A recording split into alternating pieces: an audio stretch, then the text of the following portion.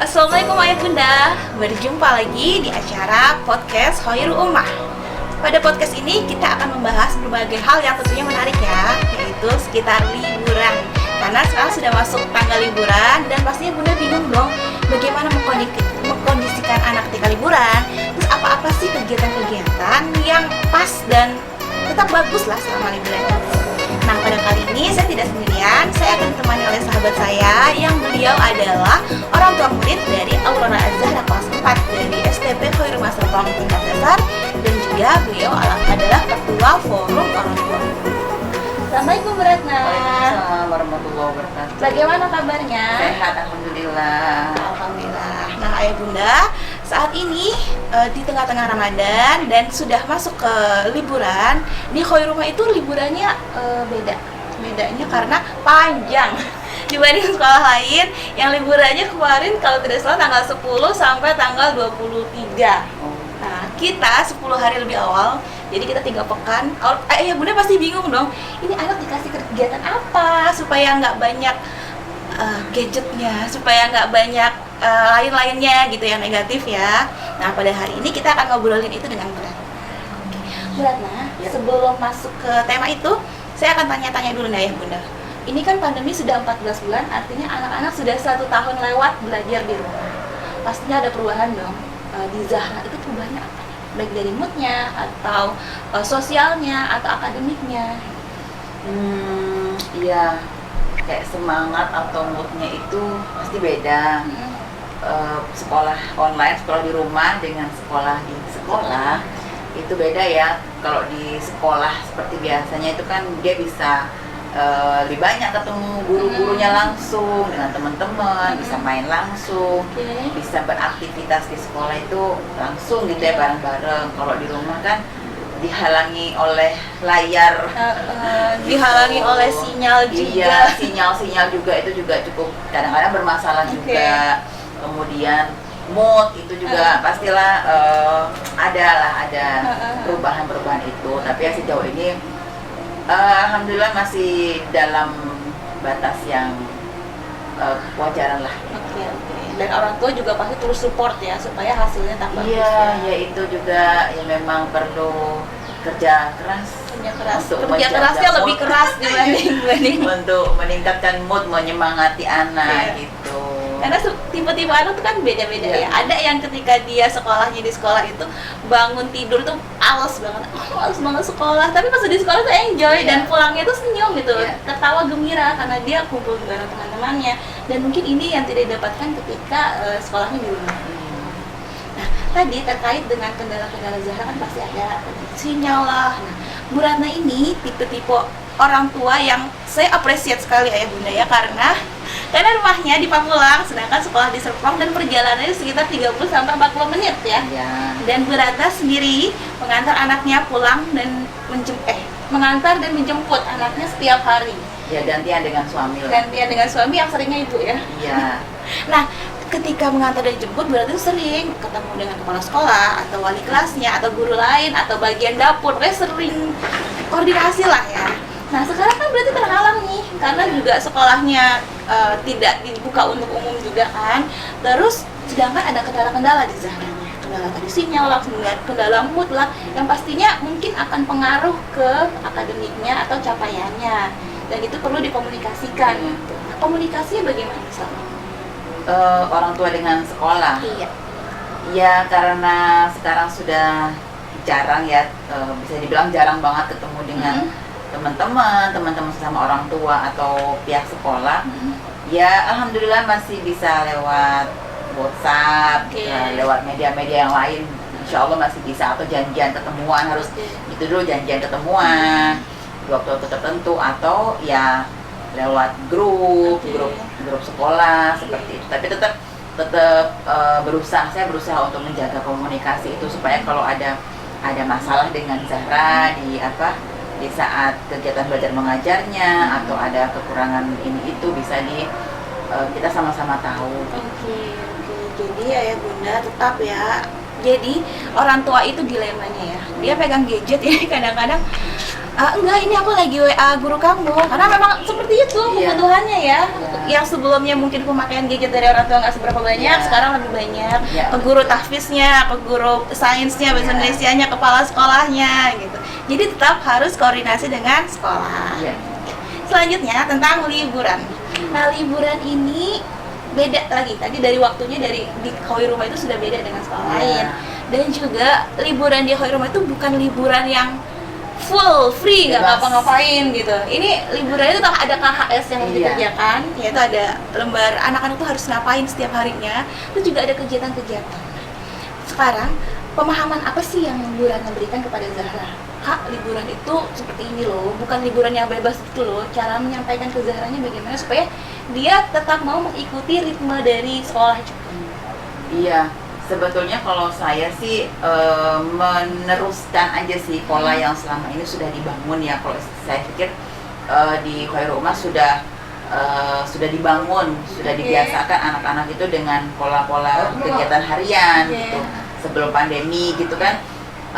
Zara sekarang kelas 4, jadi sebelumnya 3 tahun sebelumnya itu sudah alhamdulillah sudah membiasakan diri meskipun tidak sempurna lah pastinya ya Iya. gitu.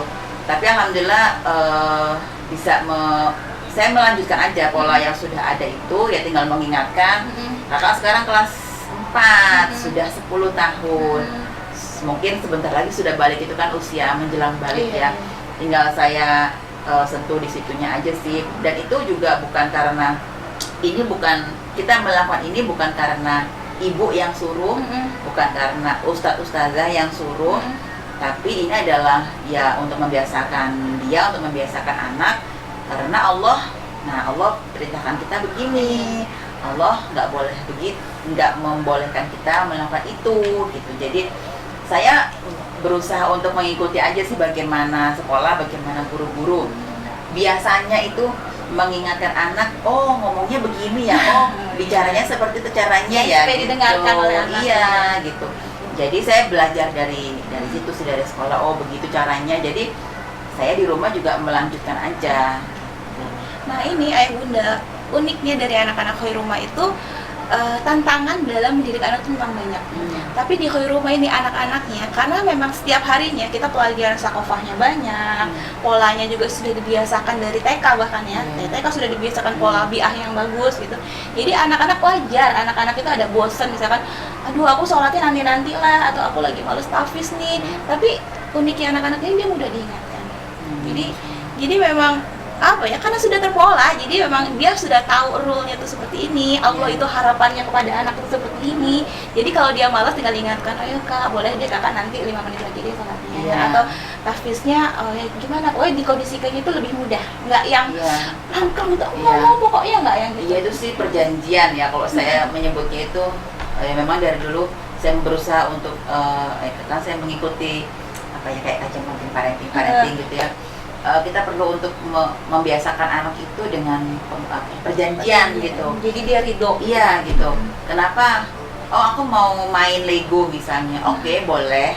Setelah kewajibannya dilakukan, sholat dulu misalnya begitu. Jadi dia sholat dulu, kemudian baru main Lego. Kita liburan yang biasanya anak-anak ini belajar di sekolah online itu sekitar 5 jam ya Bu Ratna ya? Iya, jam 7 7 sampai jam setengah 12 lah. Oke, sekitar 5 jam, dan itu selama 5 hari per pekannya. Sekarang anak-anak full ada di rumah. Ini pasti tantangan orang tua sekarang tuh gadget. Iya. Gimana sih supaya anak-anak ini nggak gadgetan terus gitu? Terus andaikan gadget juga gimana batasinnya? Terus gimana apa-apa saja yang boleh dipakai di gadget itu? Kalau Zahra, saya lihat kemarin itu sempat berapa kali dari sosial media kami posting hasil karyanya Zahra yang berupa video motivasi. Masya Allah, hebat sekali anak 4 kelas 4 ya, kelas 4 sudah membuat video motivasi. Terus dia juga lagi hobi desain grafis gitu. Kemarin katanya aku pakai Canva katanya gitu. Itu kan gadget kan. Iya. Bu Ratna, bagaimana cara memahamkan Zahra tentang pemanfaatan gadget itu gimana? Kapan aja kamu boleh pakainya? Gitu. Terus ini apa Zahra diberikan gadget sendiri? Kalau diberikan gadget sendiri enggak. Alhamdulillah saya dan suami sudah sepakat untuk Dan itu juga disampaikan ke Zahra bahwa kami tidak akan memberikan Karena gadget sendiri untuknya gitu. Karena lebih banyak kalau untuk usia dia lebih banyak apa ya namanya, khawatir ada efek negatifnya ya. Tetap disampaikan sih sebenarnya HP, katakanlah HP gitu ya, itu fungsi utamanya kan untuk komunikasi. Terus Zahra juga masih belum balik, tetap masih tanggung jawab orang tua karena belum menikah juga. Jadi nanti kalau ada apa-apa, orang tua yang akan dimintain pertanggungjawaban oleh Allah. Kemudian tentang penggunaan gadget, memang sebelum kelas 4 itu saya bisa terbilang sangat pelit, sangat pelit untuk memberikan gadget. Walaupun saya kasih pinjam, itu biasanya di mode pesawat, gitu. Ataupun kalau misalnya mau online, tetap dengan pendampingan saya. Ketika kayak tadi yang Bu Lika sampaikan, ya itu tadi karena setahun ini anak mau nggak mau berinteraksi dengan gadget secara langsung, akhirnya memang mulut ini lebih banyak bawel ya. Dalam artian ngingetin, ketika sudah KBM, oh ini jam KBM sudah selesai, oh anaknya masih di depan itu, Zahra ngapain gitu. Ini aku masih baca screenshot apa gitu, materi tadi. Ya sambil tetap sih sambil dilihatin Bu, tetap nggak bisa dibiarkan begitu sih, karena luar biasa ya. Takutnya itu kan ngeklik gitu ya, jangan aneh-aneh. Jadi tetap sih tapi ya itu tadi, saya bersyukur alhamdulillah karena selama ini di sekolah anak itu sudah, yang nggak tahu ya, mudah-mudahan teman-teman yang lain juga seperti itu. Tapi yang saya rasakan alhamdulillah guru sekolah itu selalu mengingatkan bahwa Allah Maha melihat, Allah Maha tahu. Meskipun kita di ruang tertutup, nggak ada siapapun yang tahu, tapi apa yang kita lakukan itu Allah pasti tahu. Harus terus menjaga diri. Ya, jadi tetap harus jaga diri, jaga sikap di depan Allah. Gitu. Satu. Kemudian yang kedua tentang penggunaan gadget itu tadi ya harus dibatasin banget. Satu untuk sekolah. Kemudian, tadi yang Bu Lika sampaikan, saat sekarang memang lagi senang sebenarnya sih, dia suka menggambar. Tadinya dia suka menggambar, suka ya menggambar atau melukis sendiri. Kemudian karena ada teman saya ngajak untuk ikut khusus gratis, jadi ya mau nggak digital art gitu lah. Dan ya berusaha memfasilitasi aja sih anak ini sukanya apa. Karena Zahra kebetulan suka menggambar dan desain, ya saya arahkan aja ke situ. Tetap kontennya itu dari saya. Kayak kemarin tadi Bu Lika juga sampaikan, Zahra bikin kayak visualisasi mapel ya. Jadi gurunya menjelaskan, kemudian Zahra bikin versi videonya gitu, dan itu kemudian dikirim lagi kan ke gurunya. Dan itu kan ya alhamdulillah kan, kalau anak dapat apresiasi cuman sekedar ucapan di WhatsApp itu kan udah seneng banget, makin gitu. pengen berhasil karya lagi ya gitu. Itu aja sih. Jadi tetaplah tetap dikendalikan Bu. Cuman gitu aja. Nah kalau liburan ini juga, kayak liburan ini misalnya, karena kemarin pemakaian gadgetnya adalah untuk sekolah. Kemarin juga waktu awal liburan saya sudah sampaikan, kan dia biasanya pakai iPad bapaknya gitu. Itu saya sudah sampaikan, ini iPad biasanya buat sekolah. Sekarang sekolahnya libur, jadi iPad ini disimpan sama ibu. Gitu. Dan paham anaknya. Ya awalnya sih kenapa kalau aku pengen bikin apa gitu. Kalau aku pengen nonton, kan dia biasanya yang kayak 5 menit di IG atau sisi terang atau apa itu nanti bisa pakai HP ibu. Jadi kan kalau HP saya ya terbatas waktunya gitu ya. Nah ya Bunda, jadi memang sangat penting orang tua untuk mendampingi, mengarahkan anak ini, dia punya kesukaannya di mana gitu ya. Dan dia mengkomunikasikan lah kenapa. Itu mengkomunikasikan itu penting banget. Nah Bu Ratna ini termasuk sahabat saya yang memang komunikasi menurut saya sangat lancar Masya Allah. kepada siapapun, dan beliau tuh bisa membicarakan apapun dimanapun dengan waktu yang sangat panjang. Kita ingat ya, kita pernah bareng-bareng pergi untuk Surfing ya. survei outing ya, Iya. berkendara itu sekitar ke bandara itu berapa? 30 menit lebih. Ya lebih lah. Lebih. Dan itu beliau tidak bisa berhenti bicara. Ya Allah, Masya Allah, Jadi kami nih ngobrolnya seru aja gitu. Dan itu ternyata penting loh Bu ya untuk anak-anak.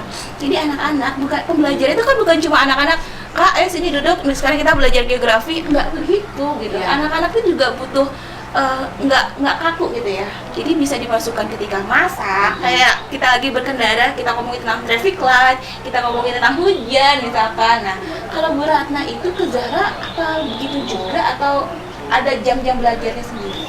Kalau menjelaskan ke anak sih saya berusaha dengan sejelas-jelasnya. Kalaupun saya nggak tahu, ya sekarang sudah mudah ya. Oke, Cari bisa tahu. Google dulu gitu ya. Gitu. Kemudian kalau tentang belajar, ya karena di KHS itu ada jam belajar. Dia berusaha untuk tetap melakukannya. Meskipun Zara itu kan anaknya sebenarnya suka membaca buku apa saja. Tapi kalau untuk membaca buku pelajaran itu pilih-pilih, maksudnya visualnya bagus ya dia akan semangat gitu. Nah, kalau selama ini sih saya percaya kita bisa belajar di mana saja. Dengan misalnya jalan-jalan atau dengan memasak. Ya di rumah itu kan kadang-kadang Zara ada teman-temannya masak, fun cooking di rumah gitu. Nah, saya jelaskan ke anak-anak dari memasak itu saja kita bisa dapat, kita perlu banyak ilmu. Matematika itu penerapannya di sini loh. Ada pengukuran, ada penimbangan gitu.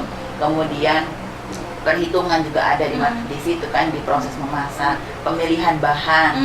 Itu kan juga ada pelajaran sains di situ. Kenapa kita memilih ini dan kenapa kita tidak memilih itu. Kemudian proses perubahan fisika. Itu kita bisa masukkan ke situ. Jadi bisa belajar di mana aja, dan memang Zara termasuk anak yang nggak betah untuk duduk diam belajar gitu. Jadi sambil ngobrol aja. Demikian ayah bunda ya. Jadi orang tua memang tidak boleh berhenti belajar juga. Dan mungkin supaya diselaraskan dengan pembelajaran sekolah, ayah bunda modul-modulnya bisa dipelajari dulu ya. Berarti ya. Jadi sebelum disampaikan anak, sebelum nanti misalkan memasak sambil belajar tadi itu, Zahra sedang sampai sini nih, sainsnya nih, nanti bisa dimasukkan materi di modul ke pembelajaran yang fun tadi.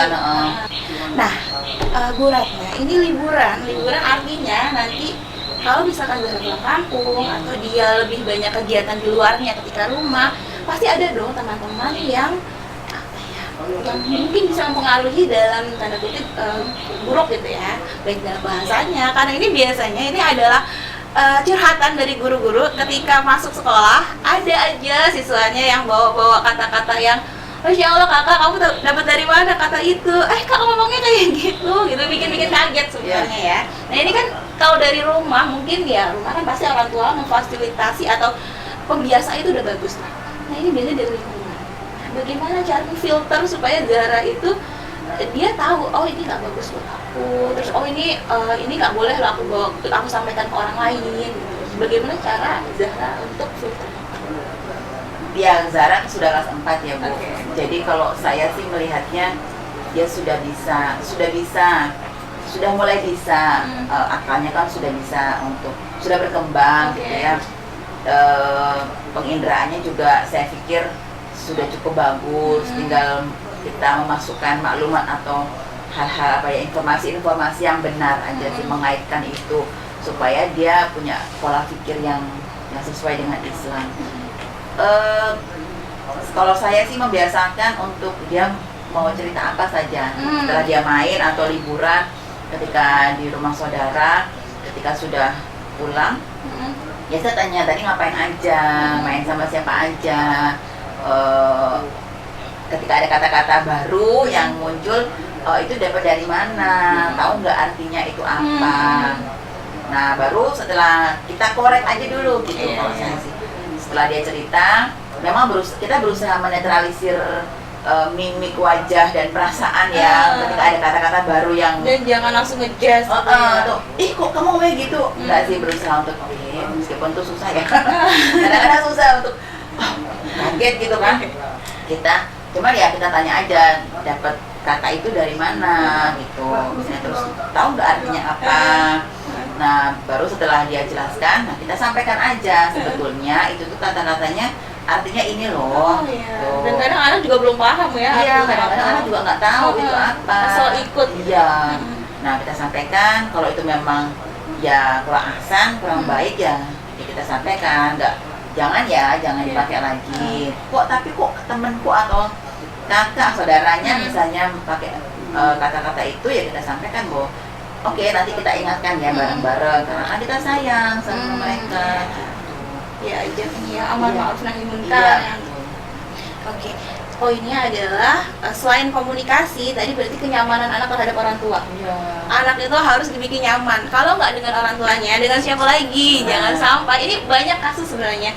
Dia nggak nyaman ngobrol dengan orang tuanya, orang tuanya terlalu ngejas. Ngomong begini, kamu kok begitu? Ini harus begini, dengan nada yang mungkin membuat mereka tuh merasa tidak dihargai. Iya. Nah, berarti ayah bunda harus terus menjaga anak itu kan punya harga diri ya. Iya. Jaga harga diri, jadi anak supaya nyaman terus ngomong dengan ayah bundanya, curhat apapun yang penting ataupun nggak penting, curhatin aja, ditanya aja, kak kamu tadi gini kok gambar gini bagus banget, gimana caranya gitu-gitu ya, yang nggak penting sebenarnya buat kita. Kadang-kadang aku mendingan nyuci deh dibanding curhat gitu, dengerin curhatan dia dibanding. Kalau orang tua kan gitu ya, kalau mau hitung-hitungan, tapi ternyata curhatan anak ke orang tua itu penting untuk membangun kepercayaan, kenyamanan antara anak dengan orang tua. Nah, selanjutnya, ini tentang liburan.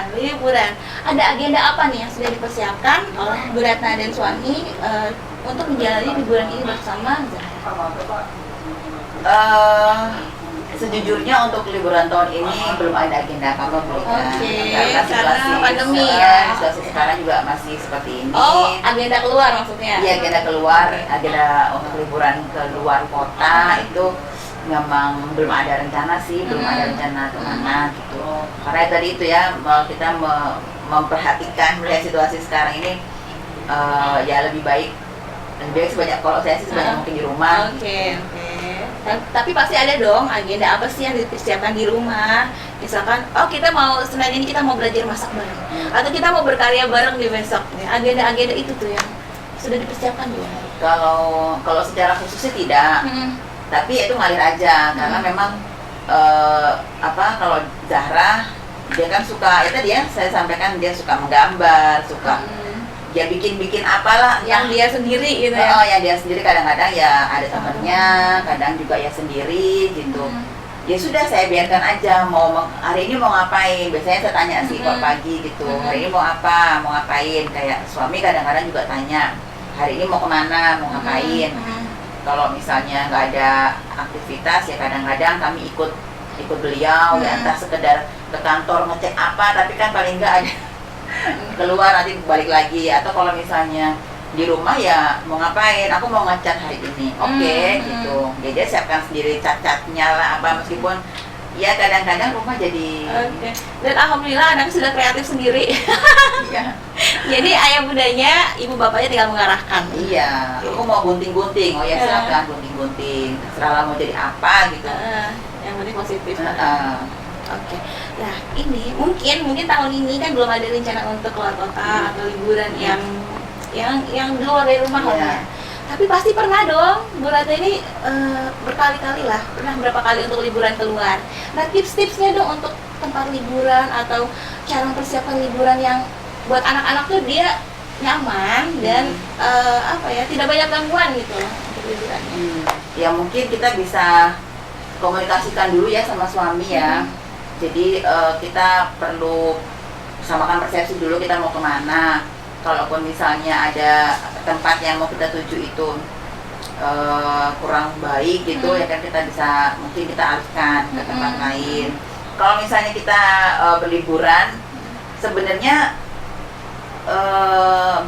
berusaha untuk dimanapun tuh berusaha untuk tetap mengingat Allah sih, berusaha begitu. Kayak waktu itu kami ke Bangkok gitu ya. Sebagai contoh, itu kan saya berusaha untuk mengajak Zara mengikhsas, mengindra. Ini negeri yang nggak terlalu jauh kan dari Indonesia gitu. Seperti ini gitu. Jadi dia kalau di sini banyak apa tuh namanya, kuil gitu ya. Oh ya, karena di negara ini kebanyakan orang Buddha gitu kan. Oh, orang Buddha itu seperti itu ya. Kemudian saya juga mengajak di mana itu, Bangkok atau Thailand itu di mana, kita bisa sampaikan. Itu kan masuklah mapel geografi. Kemudian kondisi alamnya gimana, cuacanya, oh ya nggak jauh beda dengan Indonesia. Tapi ketika waktu itu kita kebetulan agak musim dingin gitu ya, maksudnya nggak tropis tapi kan agak lebih dingin. Itu jadi tapi lebih dingin di sini ya Bu, iya gitu. Kok di sini enak ya, masih banyak pohon-pohon. Oh iya, oke, itu juga. Jadi kita ajak aja anak untuk mengikhsas apapun gitu. Oh, kalau di sini rumahnya seperti ini. Oh, kalau di sini sungainya ada itunya ya, ada kapalnya. Kita bisa masuk ke situ. Kemudian kita nyebrang dan segala macam. Orang-orangnya bahasanya seperti ini dari bahasanya. Kemudian ada apa namanya, ketika misalnya cari makan. Gitu, itu juga pelajaran juga kan. Kalau saya sih maksudnya mengikhsas juga, mengajak Zara untuk mengikhsas gitu, mengindra. Kita muslim gitu. Kita muslim, kemudian kita berkunjung ke tempat ke daerah yang kebanyakan bukan orang Islam gitu. Tapi kan kita harus tetap taat sama Allah dimanapun. Kemudian kita mau makan, jadi kita cari makan dulu yang halal gitu. Gimana cara cari makan yang halal? Cari masjid.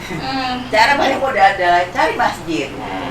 Dan ya alhamdulillah dengan nemu masjid baru besok kita bisa makan misalnya. Kemudian sholat misalnya. Itu kan ya kita ngajarin juga bagaimana kita di mana, kemudian kiblat itu di mana, sehingga mungkin arah kiblat kita berbeda dengan ketika di Indonesia. Itu sebenarnya kalau memilihkan tempat yang layak dan enak untuk anak, ya enaknya di alam ya. Langsung indra langsung. Ada langsung sebanyak hal yang bisa diindra.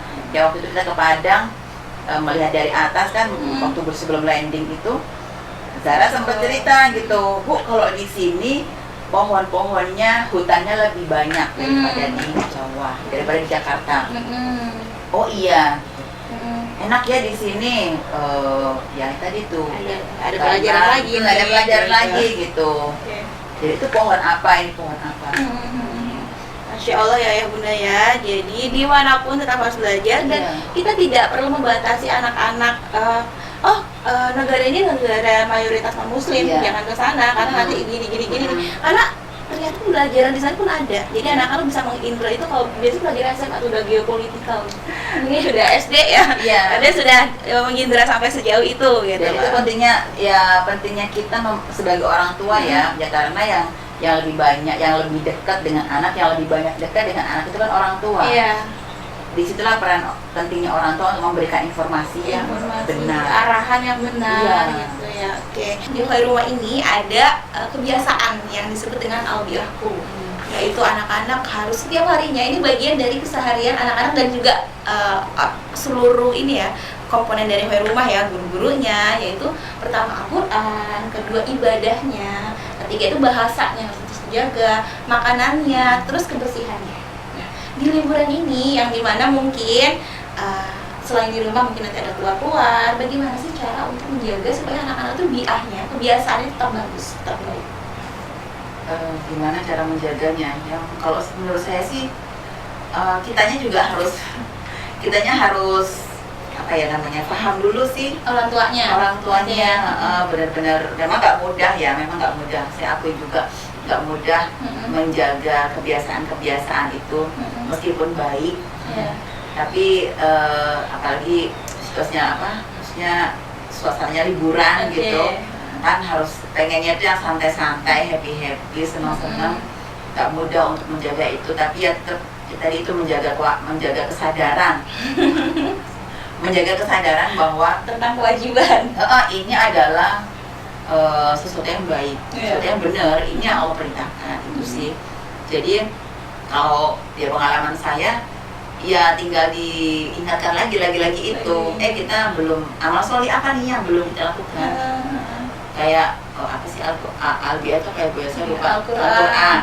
Itu paling ya saya juga berusaha untuk tiap hari anak melakukan murojaah. Entahlah berapa level, entah berapa halaman, yang penting ada murojaah. Kadang-kadang disetorkan ke ustadznya, kadang-kadang ya untuk murojaah pribadi.